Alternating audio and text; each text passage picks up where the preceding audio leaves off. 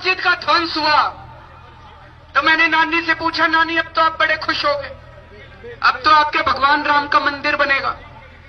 कहती है ना बेटा, मेरा राम किसी की मस्जिद तोड़ के ऐसे मंदिर में नहीं बस सकता। नमस्कार, मैं हूं आपका दोस्त अतुल सिंघल। स्वागत है आपका हमारे खास कार्यक्रम में, दैनिक कार्यक्रम नमो इम्पैक्ट में। हमारे साथ हैं हमारे पैनलिस्ट डॉक्टर नंदकिशोर गर्ग। आज हम बात करेंगे एक बार फिर से अरविंद केजरीवाल की।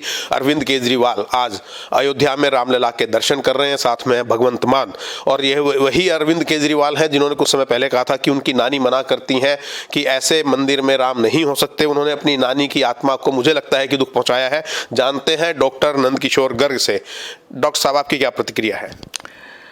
मैं तो इसके नाम जब कोई लेता है ना, तो सबसे ज़्यादा कोई दुष्ट आदमी आज पूरे विश्व में है तो उनमें से पहला नाम मैं इसको गिनता हूँ। बायस्ड हो सकता हूँ, परंतु मैं इसके परिवार को भी जानता हूँ, इसके पिताजी को भी जानता हूँ। वो खुद कहते हैं कि हमारे घर में क्या पैदा हो गया। कंट्राडिक्टरी बात करेगा, एक ही दिन में 10-10 टाइप की बात करेगा। कल कह रहा दिल्ली की सातों सीट हम जीतेंगे, दूसरी तरफ कांग्रेस से समझौते की बात चल रही है। पंजाब की सारी मैं लड़ूंगा, चंडीगढ़ की मैं लड़ूंगा और मेरे मेयर के लिए कांग्रेस समर्थन दे देगी। अरे उन्होंने कैंसिल वोट इसीलिए करवाया हुआ ना। ये इस आदमी को इतना महत्वता नहीं, और दे दो 3-4 महीने आप लोग पता। नहीं, मुख्यमंत्री है तो निश्चित तौर पर बात तो करना पड़ेगा ना डॉक्टर साहब। बस कोई एक चीज बता सकता है जिसने सच बोला हो जीवन में कभी, एक चीज। पिछले 10 साल हो गए राजनीति में से, और कभी इनकम टैक्स के commissioner, deputy commissioner, assistant commissioner के रूप में कुछ भी किया हो, कोई असेसमेंट की हो किसी की, कोई 2 नंबर का पैसा पकड़ा हो किसी का, कोई इसने कोई ऐसा काम किया हो जिससे कि इसको लोग मान सम्मान दें। अब भगवंत मान जी तो चलो आज कम से कम दारू पी के तो नहीं जाएं, इतना ही मैं प्रभु से प्रार्थना करूंगा। कि मंदिर जा रहे हैं तो सुबह सुबह कम से कम अपना वो काम ना करके जाएं, क्योंकि मंदिर को दूषित ना कर दें ऐसे लोग। ये लोग जो मंदिर को बनने के ही हक में नहीं थे, जो ये कहते थे वहाँ हॉस्पिटल बनवा दो, आज दर्शन करने जा रहे हैं। ये जो कालनेमी था ना रामायण काल में भी, नकली जो अपने आप को हिंदू भी बनेंगे, सनातनी भी बनेंगे, पर देश की जनता सब जानती है। पहले अन्ना को दुख पहुंचाया, अब नानी को दुख पहुंचा रहे हैं। इसको क्या फर्क पड़ता है? जो आदमी दुष्ट होगा उसने कभी किसी को सुख पहुंचाया हो तो इतिहास बता दो, किसी दुष्ट ने भी। उसका काम दुष्ट होता है इसलिए कि वो लोगों को दुख पहुंचाए। अन्ना तो बेचारा रो रहा है, और हम भी रो रहे हैं कि थोड़ा बहुत हमने भी सपोर्ट किया था। मैं भी उनमें दोषी लोगों में हूँ। जब ये तिरंगा झंडा फहरा के भारत माता की जय बोलता था तो हमने भी खाना वाना भेजा था 5-7 दिन इनको, 10,000 लोगों का रोज़। तो इसलिए पर अपनी गलती की है, हम भी पछता रहे हैं, देश भी पछता रहा है। तो अयोध्या जाना क्या माना जाए, विशुद्ध राजनीति है या कोई भावना इसके अंदर? जो आदमी आस्थावान हिंदू नहीं है वो जाए ना जाए, जाएगा केवल मीडिया के लिए जाएगा और अपने कुछ वोटर को बताने। क्यों? अब ये पता चल गया सारे हिंदुस्तान की राजनीति कि मुसलमान वोट तो अपने आप आएगा।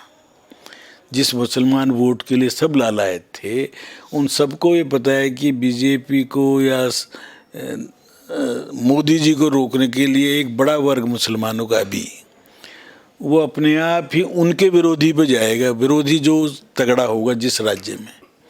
इसलिए उस वोट की अब चिंता खत्म हो गई, और ये मुसलमानों को अब चिंता का विषय उनके लिए है कि वो समझदार हो जाएं, केवल वोटर ना रहें, हिंदुस्तानी बन के रहें और इस देश के सुख दुख में अपने आप को अनुभूति में सम्मिलित हों। सारे हमारे में से ही निकले हुए हैं। वो सब वो कमज़ोर हिंदू हैं जो मुसलमानों के अत्याचार को सह नहीं पाए और उन्होंने इस्लाम को स्वीकार किया। बहुत वापस आना चाह रहे हैं। हिंदू धर्म अपना यदि दरवाजे ढंग से खोले, प्यार मोहब्बत दे, क्योंकि यहाँ तो एक तरफा था ना, निकलने का गेट तो खोल रखा था, आने का नहीं था पिछले 1000 साल। अब जाके कुछ नई पीढ़ी अपने आप समझदार हो रही है। भाई सब चीज़ें मैं समझता हूँ अयोध्या के आसपास का जो मुसलमान है सब के सब खुश हैं। जो अंसारी जिसके बाप ने भी मुकदमा लड़ा वो हमारे साथ बैठा हुआ था प्राण प्रतिष्ठा के समय, वहीं बैठा हुआ था जिसने 50-60 साल मुकदमा लड़ा। तो इसलिए मुसलमान को इस इशू है ही नहीं। राम सबके थे, राम सबके हैं, राम हैं जो सबको अपना बना सकते हैं। आजान बाहु, उनके बाहु इतने बड़े थे कि वो सबको अपने बाजुओं में ले सकते थे। इसीलिए इकबाल ने भी उनको इमामों का इमाम कहा था।